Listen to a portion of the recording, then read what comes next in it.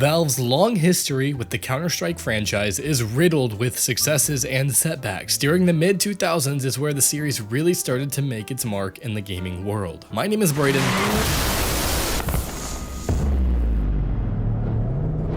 And you're watching Valve Guides.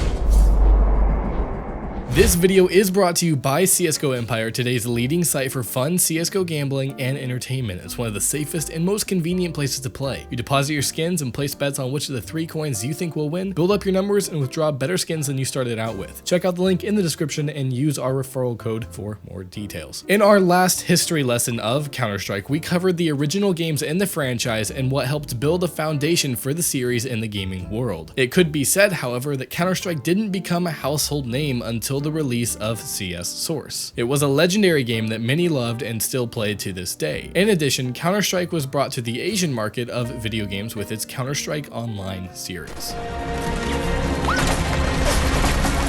Today, we're going to cover these 2 installments and go over what boundaries they were able to push in order to differentiate themselves from other FPS games at the time, and what Valve did in order to build such a massive and dedicated fan base, which is still growing every single day. The first game we're covering today is Source. Source was initially released in beta to members involved with the Valve Cyber Cafe program back in mid-2004. Certain owners of Condition Zero that got the voucher for Half-Life 2 were given access to the beta as well. During this time, Valve took information based on which weapons were being purchased the most in order to get the pricing structure for weapons in the game. Named after the relatively new Half-Life 2 Source game engine, CS Source was initially not very well received by fans of 1.6. They claimed that many of the small tweaks proved to be a night and day difference, and after playing 1.6 for some time, they were not able to translate their skill into the new iteration of Counter-Strike with ease. The maps, however, remained relatively unchanged, but small changes brought forth by Valve proved to be too much. Many believe that the small tweaks led to a lower skill ceiling, meaning that great players cannot exceed the skill of worse players based off knowledge and technical skill. This is huge in a game like Counter-Strike, where the best of the best are miles ahead of the average player. It helps with a sense of progression in the game, as well as it makes competitive pro games that much more interesting when they're playing at a level of play that you've never experienced before. Surprisingly, the game was almost immediately met with high critical acclaim. As from a technical and all-around standpoint, the game was better than anything else released at the time. The dynamic physics engine was astounding for a game released back in 2004, as well as the new bot system, which was implemented into the game. An AI system for a competitive shooter was relatively unheard of at the time, and you were able to scale the bot's skill. You could practice and learn maps without the need to join an online match, and potentially only to get smashed on by players with a much higher skill level.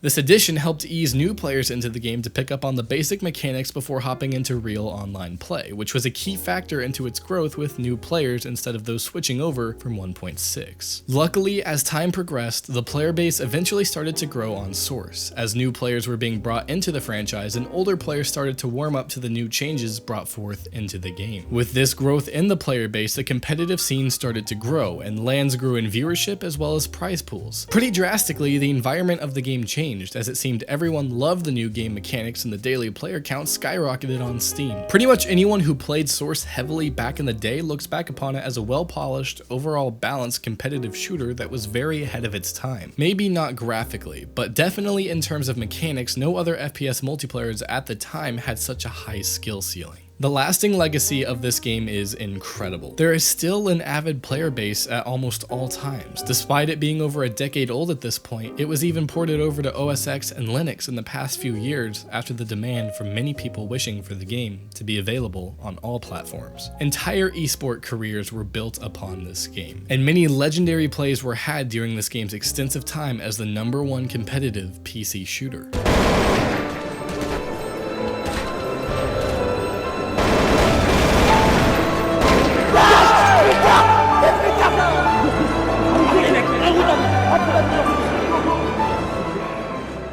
The next title in CS history is Counter-Strike Online.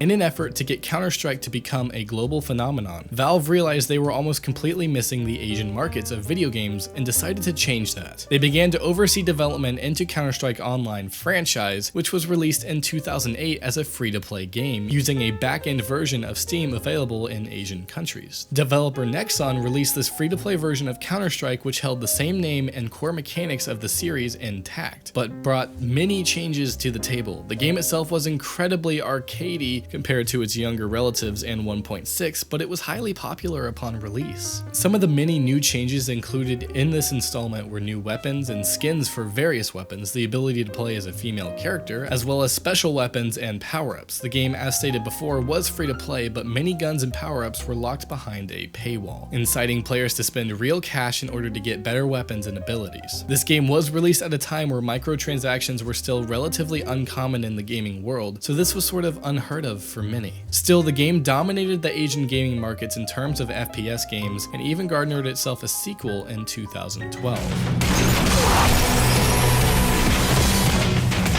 Counter-Strike Online 2 was released 4 years after the original and featured implementation of the source engine and upgraded graphics as well as a powerful physics engine. It saw a full release in South Korea and China in 2013 and featured a new user interface as well as a plethora of new maps and game modes. As stated before, this version of Counter-Strike was so much more arcadey than the main games in the franchise, as proven by the addition of game modes such as Stealth and Pig, which features options such as turning into a fast pig with high damage or being half invisible. While it may seem ridiculous, it had a large fan base in the Asian territories where it was released and saw great reception. Later that year, Counter-Strike saw its most important iteration yet, Global Offensive.